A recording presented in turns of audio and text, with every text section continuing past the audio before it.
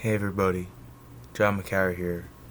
Welcome to another episode of Sixers Offseason Smack Talk.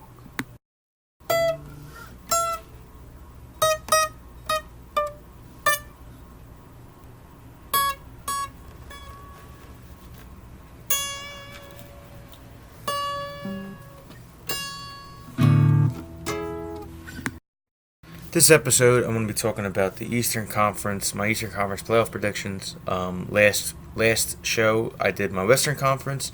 Surprise! I have the Clippers going to the finals. Who would have fucking thought?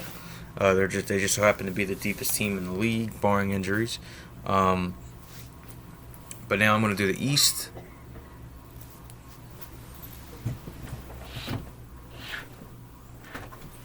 Fucking people, stupid people coughing, walking down the street. Who the fuck do they think they are? Anyway, so I'll just go. I'm gonna go through 1 through 8 real fast of who I thought. So early, I had the Bucks. I predicted the Bucks would be the number one seed in the East. I have since changed my mind. I think it's going to be the Sixers, our Sixers, because I think if they stick with the plan that they talked about during the opening of the training camp shit, I think if you have Embiid playing more games but less minutes each game, I think that's actually going to be beneficial for his health and for him to stay in better shape. If God willing, Ben even just shoots a couple more mid-range shots and get some threes up this year that are actually not half-court buzzer beaters. Holy shit, you know what I mean? Like, can you imagine if he shoots a Giannis percentage of threes? Just say he's 29% this year from three, but he's shooting them. Holy fuck. Holy fuck. So I have the Sixers number one because I think that he is going to shoot. I don't know if he's going to shoot 30%, but I think that he's going to shoot the three ball actually. You know? I think he actually should do it the first play of the game, first play of the season. You know? I think he should be shooting threes all preseason. Open, triple teamed, shoot the three. And as soon as the regular season starts, dial it back, obviously, because we want to win games, not just have you shoot. But so I have Sixers 1, Bucks 2, Pacers 3, Celtics 4, Nets 5, Raptors 6, Heat 7, Pistons 8. So I'm going to start 1 through 1, 8, 2, 7, 3, 6, 4, 5. So I have Sixers, Pistons. I think it's Sixers and 5. Pistons might steal 1. It might be Sixers and 4. But, Embiid constantly destroys Drummond. So it's not going to be anything like the Sixers might just not be focused enough, and the Pistons might steal 1. That's basically what I think it comes down to. Blake's a good player too. Blake Griffin's a good player, but it's going to be hard. Any team that has big men that are talented against the Sixers, they're almost not going to score like at all. They might as well against Embiid and Horford. It's almost impossible. So I have Sixers in 4 or 5. Next up, Milwaukee, Miami. I think it's going to be a Milwaukee sweep. I don't think the Heat even have any business to be in the playoffs. It was tough to seed Miami, and then Heat, and then Orlando. But I just think Orlando's too dependent on guys like DJ Augustine, and I don't think they're going to make the playoffs this year. I think Pistons, this is all barring injury too. Even if Fultz plays, so fucking what? But Milwaukee, Miami, Milwaukee in 4. Jimmy Butler. I actually wish the Heat played the Sixers in the playoffs because Sixers would sweep them. They would be determined to sweep them, but Milwaukee's going to sweep them regardless. So I think that's that, and I think that most people know that Giannis will score 50 points a game on Miami. Indiana versus Toronto. Now this was a little bit tougher, not too much tougher, but Siakam is probably going to get a little bit better. and that's pretty much an all-star player. Uh, Lowry probably has a year or two left of being pretty good. So but losing Danny Green and Kawhi is a lot, and the Pacers got better. I think the Pacers, and then by the time the playoffs come around, Oladipo will be playing for them again, and the Pacers are going to be scary. Pacers are going to be a tough team, and I think they win in 5 or 6. Um, the reason I even have Toronto ranked as high as they are is because I think that which is 6th seed, which is it's not too high, but they have chemistry. They lost 2 key guys, but those guys only been there for a year. The rest of this team's been together for a little while, and Marc Gasol, Ibaka, Siakam, Lowry, Powell. That's a playoff team, I think, chemistry wise too. They're just not going to beat this Pacers team. Oladipo will be the best player on the floor, and Brogdon's a huge pickup. You have TJ playing some backup minutes, who's my guy. It's gonna be a good year for the Pacers, and they're gonna win in probably 6, maybe 5. And then I have Boston, Brooklyn, Kyrie versus his old team. This is gonna probably be the best series in the first round, besides anything in the West. Everything in the West is gonna be incredible. Yeah, I think this is a tight one. I think Boston takes it in 6 or 7. Kyrie's better than Kemba, but not by much. And I think Kemba is a better fit for Boston. I'm excited. I'm not excited because I don't like Boston, but if I was just a regular NBA fan, I'd be excited to watch how they play this year without the drama of Kyrie. See what happens. I think Kemba's a more willing passer and playmaker, and he's going to fit in the system better, and he can get you a bucket. And I always liked him on the Hornets. What a botched organization, by the way. Boston in 6 or 7. And that's nothing. By the way, Brooklyn is a good team, and this is, of course, without Durant playing. If Durant comes back in the playoffs, everything's different. But I don't think he is. I think he's out till next year. I'm almost positive. So, Celtics in 6 or 7. Next, we have Sixers Boston. This is what I've been waiting for because last 2 years Horford has tortured us. But we finally are going to beat the Boston Celtics in a playoff series, and we're going to do it in a pretty demanding fashion. I think Embiid has his career highs every game I think he averages like 35 and 15 with like 3 blocks and maybe 4 assists. I think he's going to demolish Boston. I'm so excited for it. They're not going to be able to score any points. I think we're going to be so determined to crush them. And plus we have Horford, who was their main defender against Embiid. They don't have nobody to stop him now. And I think, who they have, what's his name, Williams, rookie, Robert Williams. No chance. Ojale, is he going to guard Embiid?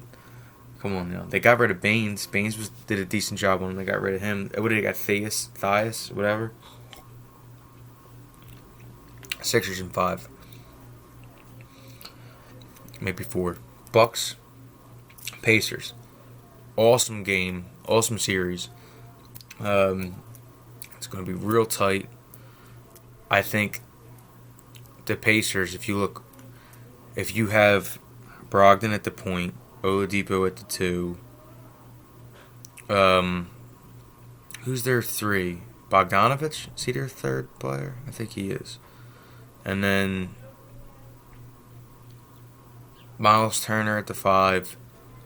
You have, I think they're a better team on paper than the Bucks. But they don't have an MVP caliber player, and they don't have someone who is the most dominant player I've seen since I've been a big fan of basketball. I remember watching Shaq when I was a kid, but I didn't understand what was happening as well as I do now. And Giannis is like just ridiculous. So I think it's going to be close, and I think it's Bucks in 7. Sixers Bucks, tough, so tough. Anything can happen. It's the same thing as Toronto Sixers last year. It's so close, but I think the Sixers edge out the Bucks just with the starting 5. I think when you go through the starting 5 of each team, you have, regular season, the Bucks might win that series because you're going to have more than 8 players playing. But, god damn it, you're going to have Embiid and Horford guarding, switching up guarding Giannis. 2 of the best defenders in the league. Switching up guarding, and Giannis is going to get his. But they're going to dare him to shoot, unless he's shooting league average, but I don't think he will. I think he'll be worse still. He might get a little bit better than 30%, maybe like 32%, 33%. But it's not a big enough difference. I think Simmons is going to have a field day because I don't even know who guards Simmons when I don't remember who guards Simmons when the Bucks play the Sixers. But I think Simmons is going to be on a different level this year. Or at least slightly on a different level. And you got Tobias. So, let's go through 1 through 5. So, it's Bledsoe starting point guard, Simmons starting point guard. I have Simmons over Bledsoe's. Shooting guard, Chris Middleton. I guess is Chris Middleton the shooting guard? Wesley Matthews. Yes, Wesley Matthews. This is how I would start them because I would put Giannis at the 4, but Wesley Matthews shooting guard, Josh Richardson shooting guard. I think Josh is slightly better than Wesley Matthews. Small forward, Middleton, Harris. That's a wash. I don't know. I was watching Middleton. Every time I watch Middleton, I think he's overrated.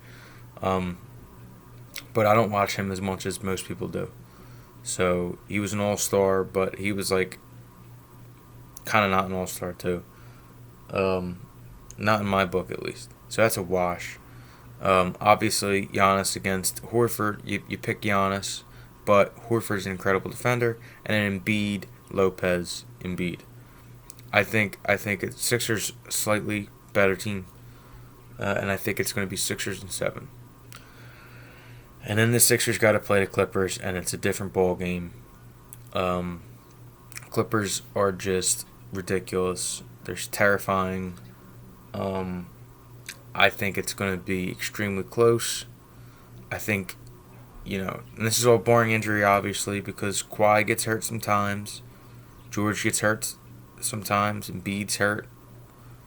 But I sadly have to say it. I think the Clippers win the finals in 6 or 7. They're just too much this year. And I think it's the Sixers' best chance to win a championship because then Durant's coming back from injury. But Clippers are just too good. I think they're too good. I think they have the best. They have Kawhi who played the best playoff series I've seen in a long time since LeBron playoffs a couple years ago. Yeah, I think it's Clippers in 7, 6 or 7. Unless you imagine if Simmons is shooting threes, then it's a whole different story. But I just think Paul George, Kawhi Leonard, Lou Will off the bench, Pat Bev, Montrezl Harrell. If they were more dependent on bigger guys, like if they were more dependent on Zubac and Harrell, Sixers easily. And if one of the big two get hurt, Sixers hands down. But you could say that again about anybody. And I just think Paul George, who's gonna guard either of them? Because I thought Simmons guarded Kawhi pretty well last year in the playoffs, and Kawhi was absolutely unstoppable. I thought Ben was on him pretty well. I thought Tobias guarded him pretty well, but you know, you just can't. The level of focus that he had is just robot like, and then you add Paul George to that, and it's just like, whew, yeah. So Clippers in 7, they win the finals, but it's Clippers Sixers in the finals. I can't wait. I work at Wells Fargo Center, um, so I really Sixers might have a better record, so they might have home court advantage just because the West is so difficult. Um, but so if the Sixers have home court advantage in the finals, different story maybe. I still think it's Clippers winning though. But with all that said, thank you guys for watching and girls. Um, I'm really excited for the season to start. I think the fan base, I think the viewership will build through that. I'm very happy that I can do this, and I'm gonna keep doing it, even if no one watches, because I like the Sixers. I love the Sixers. I love basketball. So, thank yous for watching. Like and subscribe. Love and hip hop.